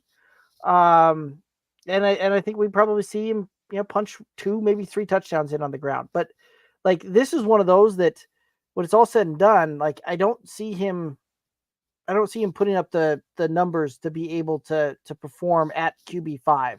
I see him putting up numbers that are going to be having him perform closer to QB 10, QB 11 on the season, right? Like, I see a very similar kind of output and performance that we saw last season. And last season was phenomenal. So I'm not necessarily you're trying to knock it on that deal there, but I don't know that we're going to see a leaps and bounds improvement this season that's going to propel him up and into QB5 range and be able to outperform his ADP. So at that point, I'm going to be passing on CJ Stroud at ADP there as well. Yeah, if he fell a little bit and he fell down the ranks there a little bit in a draft, sure, I might look at him that way, but currently where he's going, I'm going to have to go another direction there. Any other thoughts on CJ Stroud? No, I think that's spot on. Like, I think if he was around later at like 65, like, I think my love for him does kind of take over, because I think my rough projections for him are very similar to yours. Like 41, 4,200 yards. I could see him get up to 27 or 28 touchdowns, right? With having the extra weapon there and expanding the playbook a little bit. But that's all he needs to do. like the way this team is built and what they're trying to, he does not need to throw for 35 touchdowns. Uh-uh. That's not how this team is built. Joe Mixon is going to see a ton of work so that way they can keep developing Stroud the right way. And if he's not turning the football over, those opportunities come organically. Like he's not going to be losing 4 or 5 possessions, right? That's a half of football. So he's going to keep a half of football, essentially, possessions worth. That some of these other guys are going to throw away to the other team. Well, Stroud didn't do that last year, and I think that stays. I think that stays constant. I think he is a very smart football player. So in the 60s, I'm going to take a look. I really am. In the 50s, that just feels too high. And I know you're saying, well, it's 10 picks, 12 picks. What's the difference? Well, I mean, when you're building a roster, it can make all the difference in the world. Right. Yeah, Right? Being able to solidify your skill position groups and then take a quarterback, it does. It makes all the difference in the world, which is why even if he's going at 63, oh, hell, I can wait one more round. And there's Dak at 75.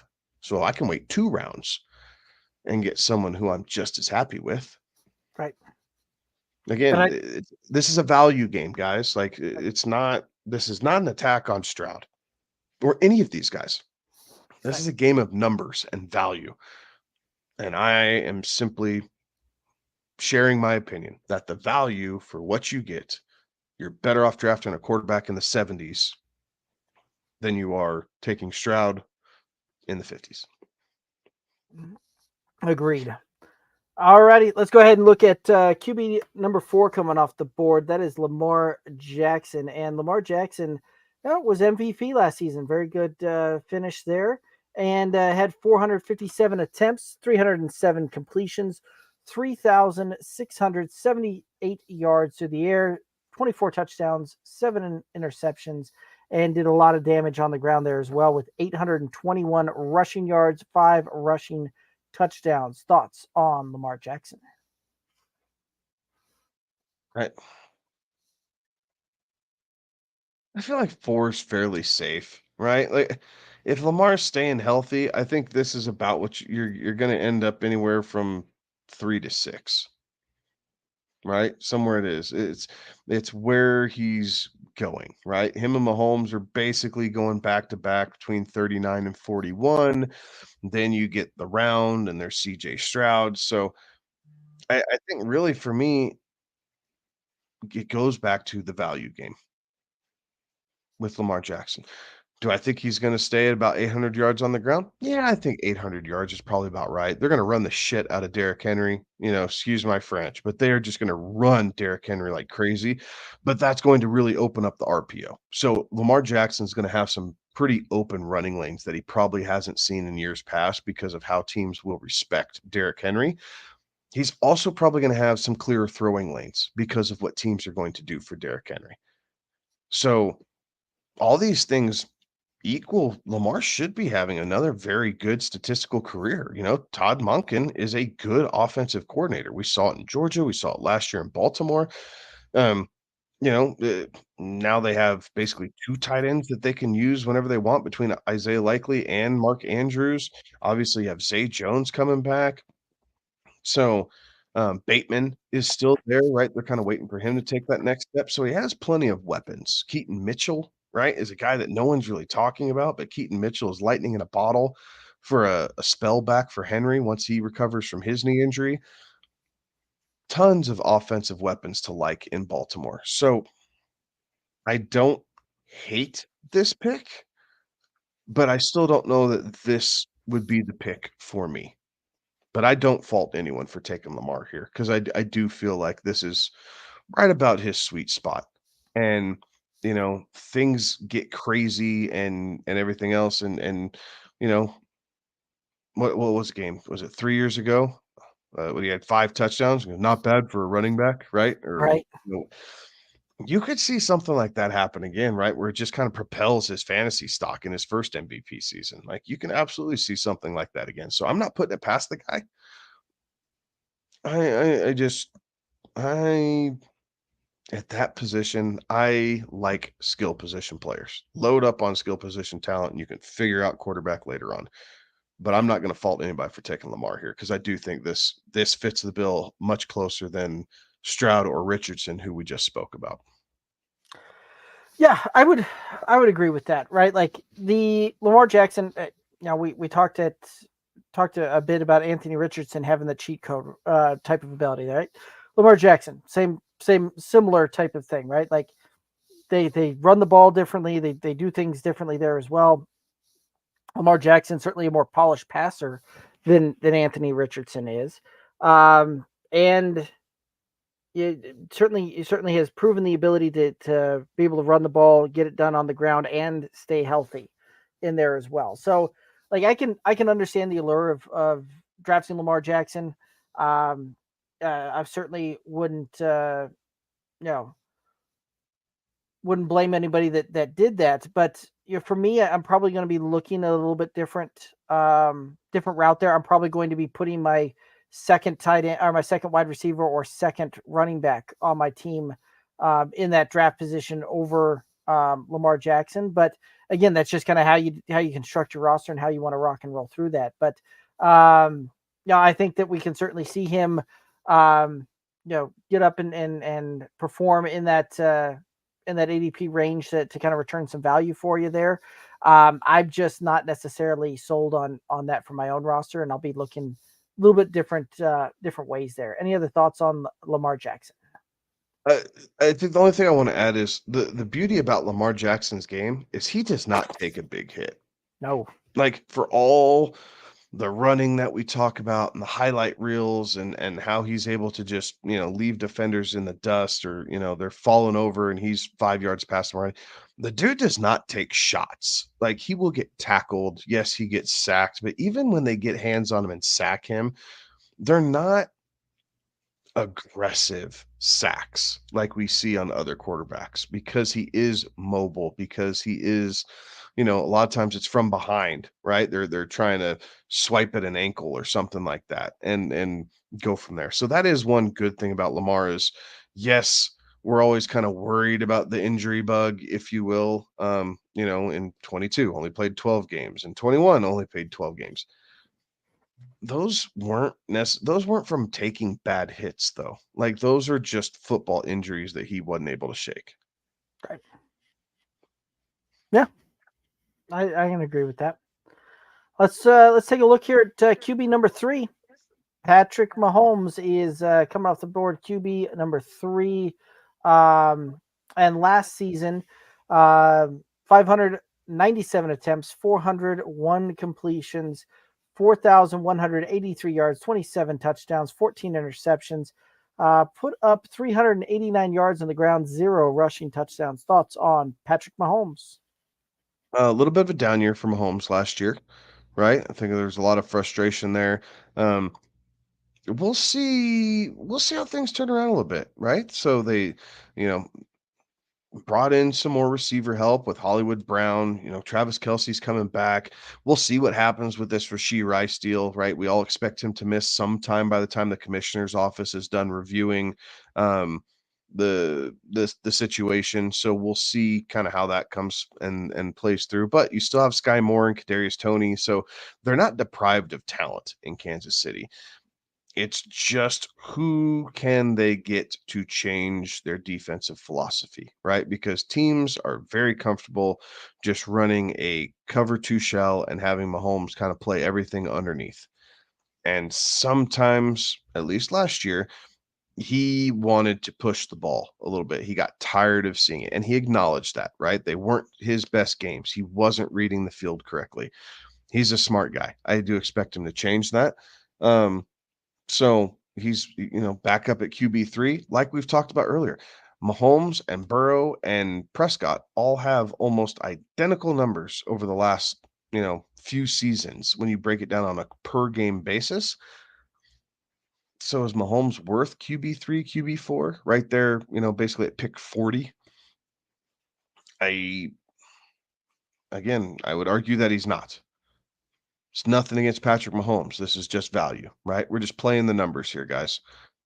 And the numbers tell me I can go 35 picks later, 30 picks later, and basically grab the exact same player at a 3-round discount. I mean, I'll let you guys decide, but I know where I would lean. Fair enough. I mean, it's an interesting deal, right? Because the Chiefs did go out and bring in some guys to potentially try and stretch the field, right? Like they went out and got Hollywood Brown, brought him in as a guy that can potentially kind of get behind the cover, the shell game, and really kind of try and stretch the field. They went in and drafted the Blazer, Xavier Worthy out of Texas that set the 40-yard dash combine record to potentially try and be able to stretch the ball down the field. So yeah, this is one of those that the Chiefs saw what they had, where they were lacking, how they want to try and do this, and they certainly have seemingly kind of made some offensive moves during this offseason to potentially try and allow them to stretch the field a little bit here as well, right? Like that being said, I don't know that we're going to see a 5,000 yard, 50 touchdown type of season here from Mahomes and the Chiefs this year. I just don't quite see it that way. Not going to surprise me if we look up at the end of this year, and again we see 44 to 4,500 yards, somewhere around 35 passing touchdowns, and call it 11 or 12 interceptions, right? And Patrick Mahomes putting up again another call it 300 to 350 yards on the ground, right? Like all of those things are going to project out to be very, very good fantasy outcomes and fantasy production for you. But again, right, like we've already covered this one a little bit, where Burrow, Dak, both of these guys, we see them in that very similar vein, similar output. And at that point, I don't have to spend a third round draft capital on that. I can spend a 6th, even a 7th round draft capital in some of that to kind of bring that thing home and see that one through there. So if somebody wants to go out and draft Patrick Mahomes at the third quarterback overall, I'm not going to poo-poo that, but I'm also not going to be the one doing it in any of my drafts. Any other thoughts on Mahomes? No. Great quarterback, right? It's all numbers. Terry was chiming in saying that he thinks that Mahomes will finish his QB1 5,151.49 in the passing and 40 touchdowns. So it could happen. It could happen. Chandler on the YouTube saying he's got a hot take, but he thinks Jordan Love could be a candidate for QB1. I say, listening to us earlier on, I don't know that that's that hot of a take. I mean, maybe a little bit. I wouldn't be surprised if he's, like I said, top 5. I mean, I think a good season could put him well within the top 3. It just the ability's there. The playmakers are there. The offensive philosophy's there. It's just execution. It's a little bit of growth, seeing what comes from it. But I mean, he had 33 touchdowns last year. I mean, you throw another on it, right? Instead of those couple 1 touchdown games, if he's able to sneak 2 in it, and you're getting some extra yards here and there, like, it's crazy how fast you sneak up a board with things like that. Absolutely. Terry said your take on Murray is his take on Josh Allen. Lucky for you, Josh Allen's coming up here in just a little bit, so you might be hearing me say rinse and repeat. All righty. So let's go ahead and take a look here at QB number 2, Jalen Hurts, coming off the board at QB2 right now. And last season, 538 attempts, 352 completions, 3,858 yards through the air, 23 touchdowns, 15 interceptions, had 605 yards on the ground and 15 rushing touchdowns. Thoughts on Jalen Hurts? So I don't know. I like Jalen Hurts. He's been my quarterback in the home league So it's hard for me to bag on Jalen Hurts. One thing I'm going to bag on, he needs to hold on to the damn football. 9 fumbles every season of his NFL career. Every single season you can count on 9 fumbles. That's too stinking many. And last year he started pressing, right? Jumped all the way up to 15 interceptions. The year before he was at 6. So when Hurts needs to now, part of that was because they were pressing, right? They were struggling down the stretch. He was trying to make plays, but he was throwing picks before that. They were just bailing him out. Um, this Eagles offense is going to look completely different this year. It really is. Kellen Moore's coming in, completely different offensive philosophy, but we have a track record with Kellen Moore. Look at Dak Prescott, right? Jalen Hurts runs better, right? So we can beef in, we can add in some of those rushing yards, some rushing touchdowns. But look at Dak Prescott's numbers with Kellen Moore on a per game basis. Jalen Hurts is probably going to be your QB1 this year. He just is. With the receiving core that they have, this would be the reason to like Dallas Goedert, is because of Kellen Moore. Right? Yeah. If you are a Dallas Goedert believer, you have to love Kellen Moore, because you don't get one without the other this season with Kellen Moore's offense and what he's able to do, working with Jason Witten, working with Dalton Schultz, working with Gerald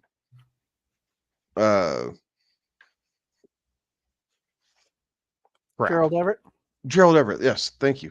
For some reason, his name completely escaped me. They're in LA with the Chargers, right? So the passing game to the running backs, right? Zeke saw a ton of passes. Eckler saw a bunch of passes. Not as well. No, Eckler did not see as many passes because it was spread out. Excuse me, I was getting my years confused there. But he knows how to focus on a number one receiver, and he has multiple options between AJ Brown and skinny Batman, Devonta Smith. So there's a lot to like about this Eagles offense. My question is, in general, is how are they going to replace Jason Kelsey? Because he was the heart and soul of that offensive line.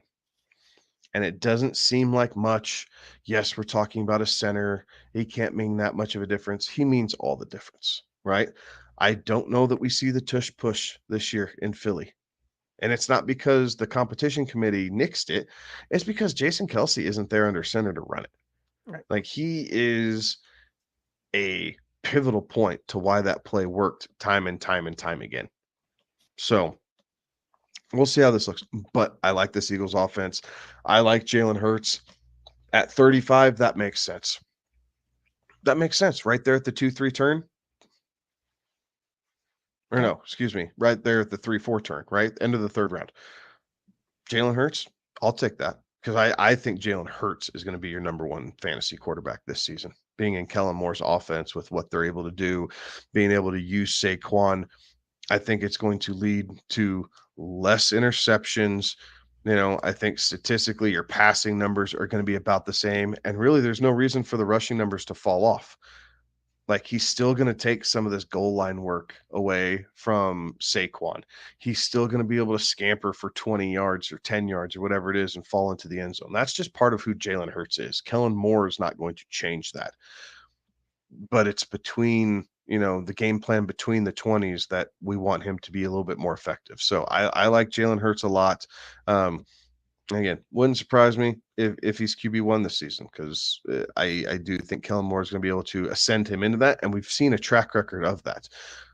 Herbert, when he was healthy, played really well until the injuries crept up on him last year, right? And then once he was dinged up, the numbers fell off.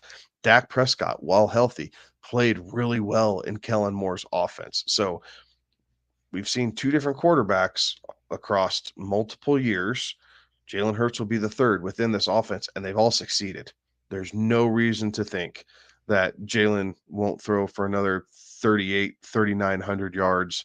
If he can 23 touchdowns, maybe if he gets up to 27 touchdowns and then his rushing numbers drop off a bit, big deal. Right. Big deal. If he gets up, if he throws 27 passing touchdowns and only has 11 rushing touchdowns, it's still all the same, right? 37 total touchdowns sounds about right for Jalen Hurts. So he's a guy that I like a lot this year.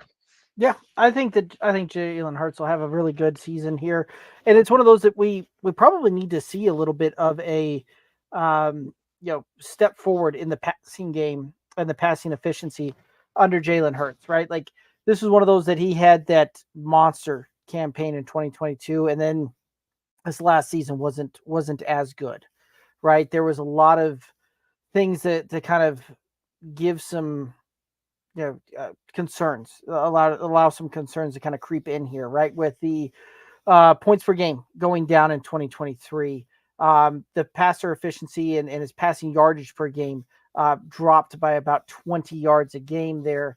The average yards per attempt fell there as well, right? Like the passer rating went down, like everything kind of regressed a little bit for Jalen Hurts in 2023.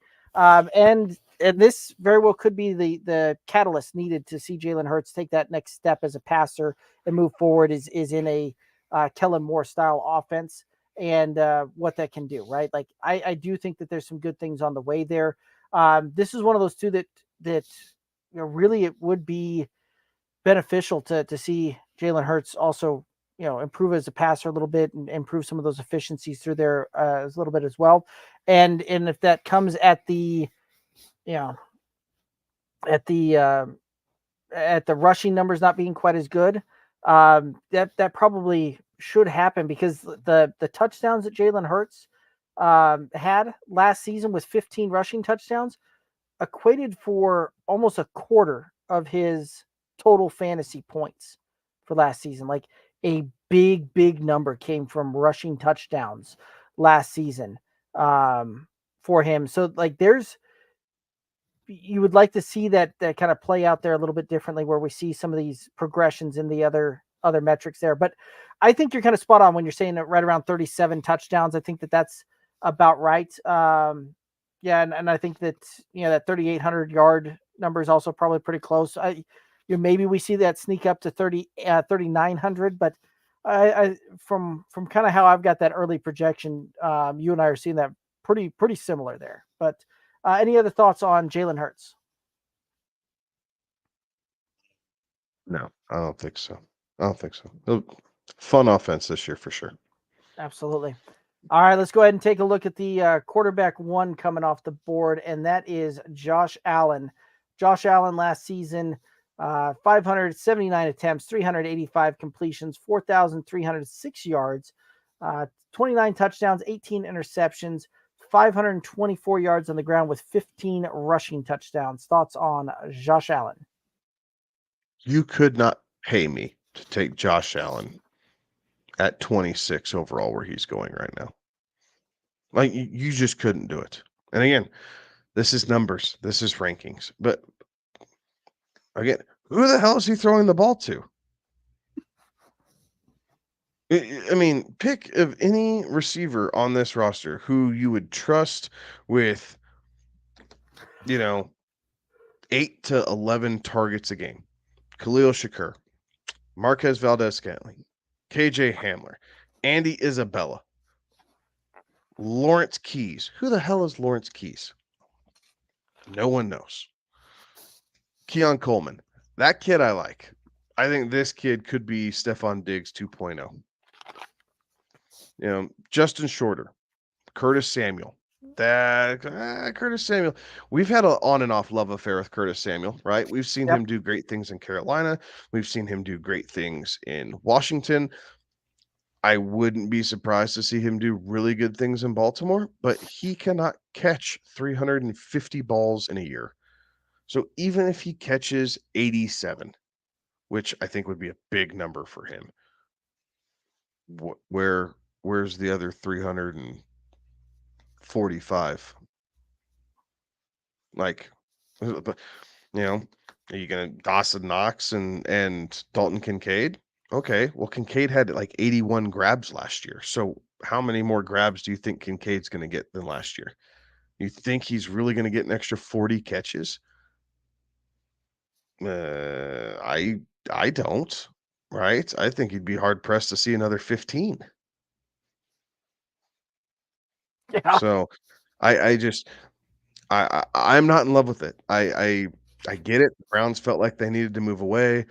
They're going to see how these young guys progress. They're going the Chiefs route, kind of a jack of all trades.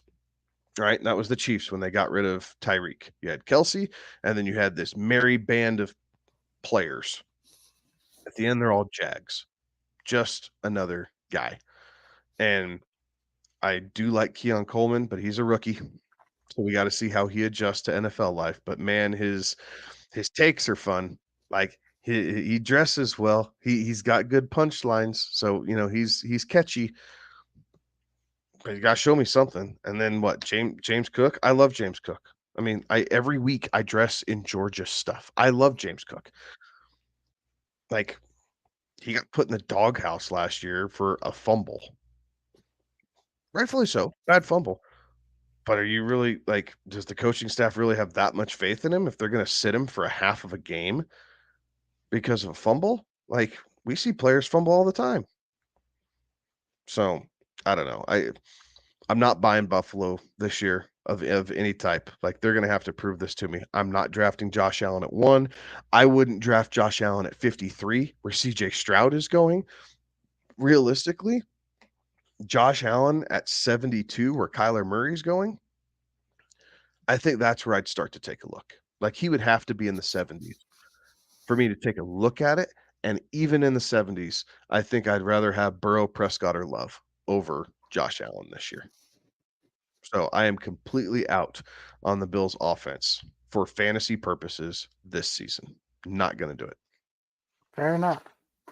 Yeah, this is one of those that it is rather tough to try and get behind the Josh Allen at QB1 hype, and I get that he's it's been kind of rinse and repeat for him for the last several seasons, where QB1, QB1, QB2, QB1, like we have 4 seasons in around here where he's just put up very, very good statistical outputs, and all of that, right? And some of that has to do with the fact that we can probably reasonably expect Josh Allen to put up 500 to 600 rushing yards on the ground and right around 9 or 10 touchdowns, right? So like that's a lot of the things that kind of separate him out and allow that to come to play there. But when he's been doing that and then having those quarterback 1 finishes, he's also putting up over 4,000 yards and putting up north of 30 touchdowns through the air. I I don't see that Buffalo does that this year, right? Like I'm thinking that we might be lucky if we see Josh Allen get to 35 total touchdowns between both passing and rushing to it. I think we're going to be hard pressed to see him clear 3,600 yards. Like this is one of those that I see significant regression and a statistical output all the way through this one here. The only thing that I see remaining probably pretty constant is the 500 to 600 yard rushing attempt, like rushing yards. Outside of that, I think we see touchdowns come down a little bit closer to that 9 to 10 mark. I think we're probably somewhere around 25 touchdowns and somewhere around like 35 to 3,600 yards through the air. And again, that's one of those that we're probably going to see that instead of QB1, QB2, like we're used to seeing. That's probably going to finish more at QB5, QB6 type of territory. So I would have a hard time putting Josh Allen on my roster at this point at QB1, especially when going through and building this thing out and where he's coming off the board here in a top two round type of pick. It's a pass for me. I'll move along. Any other thoughts here on Josh Allen or any of the other quarterbacks?